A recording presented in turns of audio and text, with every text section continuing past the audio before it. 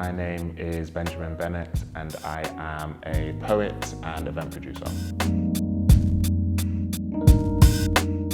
Creativity is that spark inside you that encourages you to defy the status quo. It's you thinking outside of the box. It's not drawing straight lines, it's drawing squiggly lines. It's everything that the usual person wouldn't think of.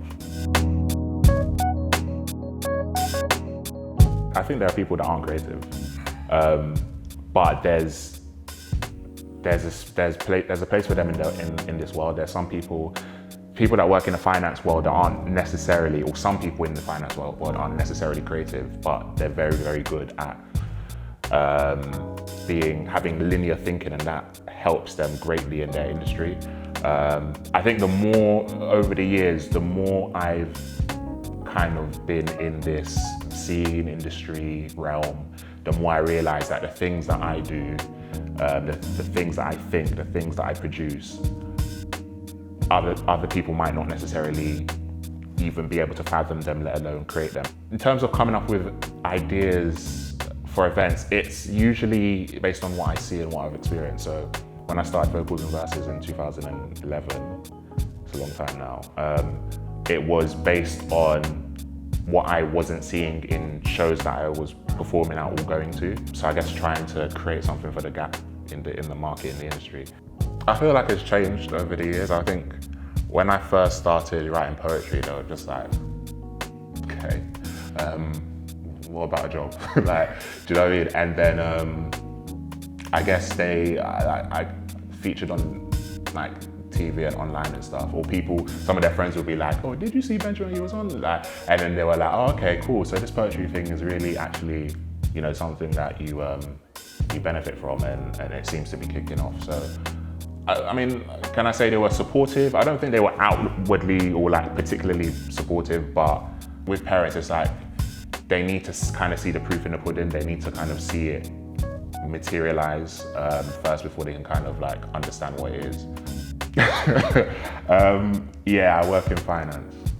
Okay, but you just said that people in finance. Yeah, I know, but I feel like there's been a few low points in producing events. I've had events being cancelled like last minute. The first Vocals and Verses, I think I was a bit too cocky, a bit too overconfident, and it resulted in me not getting the turnout I wanted and losing loads of money. When you have like low turnouts, when you have events cancelled, it's a kick to the gut because of all the work that you've put into the event, and the fact that it's not been able to materialize and you can't actually see the fruits of your labor. I feel like there's been so many others, and I think I've probably suppressed them from the traumatic experience. But yeah, I would say those kind of experiences. The whole block, like mental creative block as a writer, I feel like my attitude towards it has changed. So I used to see it as like a curse, and like, I don't know, maybe God was punishing me for something I've done. I embrace it now. I just see it as a period to recharge my creative batteries. Film. I want to get into writing and producing film. I hopefully will get opportunities soon, but that's something like I've been gagging for. First lockdown, because I did a lot of writing, I willed myself into that. With a team, I like being around like-minded people. I understand that you can get the best of other people when you work together, and sometimes you have tunnel vision when you're working on your own sometimes, so yeah. Big reveal. Yeah, sometimes shock people, let them shake. The type of events I do, you could never do it for the money because you would quit after the first few, so it's definitely for the love.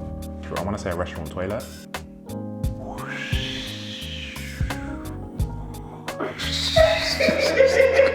Because it's like wind, and I don't mean passing wind, I mean like wind element. Because I feel like it goes in different directions. It blows harder at times. Sometimes it's just a breeze. Sometimes it's barely there at all. Sometimes it moves things in your surroundings. So yeah, that's what I think of when I think of creativity as a noise.